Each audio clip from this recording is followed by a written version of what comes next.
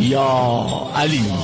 الحمد لله الذي جعلنا من المتمسکین به ولایت سلطان اولیاء، سخنگزار منبر سلومی، سرور مطلبی، ابن عم نبی، در حلعتا، مهر برج نما، شخصوار لافتا، پیشوایند یا عربت الوسطی، کلمة الحسنی، سید الاوصیا، عماد الاصفیا، رکن الاولیاء، آیت الله العظمی، خیر المؤمنین، امام المتقین، اول العابدین، ازهد الزاهدین، زین الموحدین، حبل الله المتین، لنگر آسمان و زمین، وجه الله، عین الله، نور الله، سر الله، اذن الله، باب الله، روح الله، سیف الله،